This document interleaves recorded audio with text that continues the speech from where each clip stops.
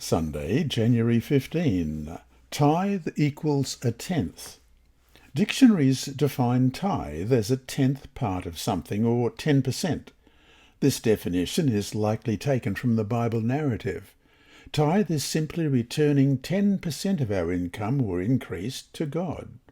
We understand that all we have belongs to Him in the first place. The tithing legislation given to Israel at Mount Sinai points out that the tithe is holy and belongs to God, as you read in Leviticus 27 verses 30 and 32, and all the tithe of the land, whether of the seed of the land or of the fruit of the tree, is the Lord's. It is holy to the Lord.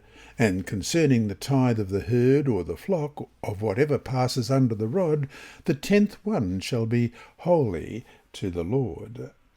God asks only for his 10%. Our offerings of gratitude are separate from and in addition to the tithe. The tithe is the minimum testimony of our Christian commitment. Nowhere in the Bible do we find any indication that God's portion is less than a tenth. Read Genesis 14 verses 18 to 20 and Hebrews 7 1 to 9. What was Abram's response to meeting Melchizedek? What does this teach us about how far back in history the practice goes? Genesis 14, beginning at verse 18, Then Melchizedek, king of Salem, brought out bread and wine. He was the priest of God Most High. And he blessed him and said, Blessed be Abram of God Most High, possessor of heaven and earth, and blessed be God Most High, who has delivered your enemies into your hand. And he gave him a tithe of all. And Hebrews 7, beginning at verse 1, For this Melchizedek, king of Salem, priest of the Most High God, who met Abraham returning from the slaughter of the kings, and blessed him, to whom also Abraham gave a 10th part of all, first being translated King of Righteousness, and then also King of Salem, meaning King of Peace, without father, without mother, without genealogy, having neither beginning of days nor end of life, but made like the Son of God, remains a priest continually.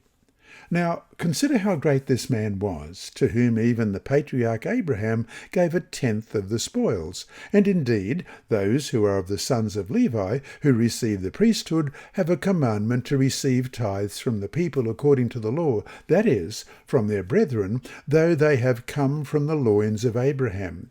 But he whose genealogy is not derived from them receives tithes from Abraham, and blessed him who had the promises. Now, beyond all contradiction, the lesser is blessed by the better.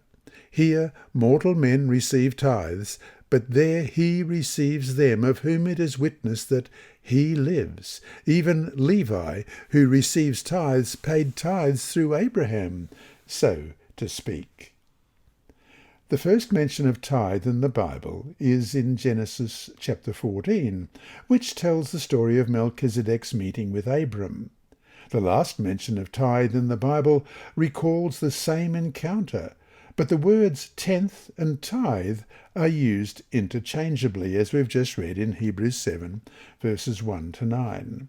Note in the Hebrew story that neither Melchizedek nor Christ were of the tribe of Levi, so tithing precedes and follows the selection of the Levites. Tithing is not exclusively a Jewish custom and did not originate with the Hebrews at Sinai. Read Genesis 28 verses 13 and 14 and 20, 21 and 22. What did God promise to do for Jacob, and what was Jacob's response to God? Genesis 28, beginning at verse 13, And behold, the Lord stood above it and said, I am the Lord God of Abraham your father, and the God of Isaac. The land on which you lie I will give to you and your descendants. Also your descendants shall be as the dust of the earth. You shall spread abroad to the west and to the east, to the north and the south, and in you and in your seed all the families of the earth shall be blessed. And then we skip to verse 20. Then Jacob made a vow, saying, If God will be with me, and keep me in his way that I am going, and give me bread to eat and clothing to put on, so that I come back to my father's house in peace, then the Lord shall be my God. And this stone which I have set as a pillar shall be God's house, and of all that you give me I will surely give 1/10 to you. When Jacob left home, running from his angry brother Esau, one night he had a dream of a staircase that ascended from earth to heaven. Angels were going up and down on it. And God stood at the top and promised to be with Jacob and someday bring him back home. This single young man had a real conversion experience and said, The Lord shall be my God, and of all that you give me I will surely give you 1/10. That was from verses 21 and 22 of Genesis 28. So to finish the day, why is it important to understand that tithing, like the Sabbath, was not something that originated in the ancient Israelite legal or even religious system? What message should we, who live after the cross, take from this truth? This lesson was read by Dr. Percy Harrold for Christian Services for the Blind. Sponsored by the Sabbath School Department and distributed through Hope Channel Australia, this podcast is also redistributed by Hope Channel Germany, Christian Record Services for the Blind. It is also available on SoundCloud and through multiple podcast distributors, including Apple iTunes. And you can listen and watch at the same time on YouTube.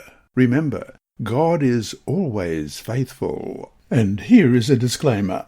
Contents of these lessons are not intended to be financial advice, but is general commentary based on biblical principles. The reader is encouraged to seek competent professional advice which will suit their particular personal situation.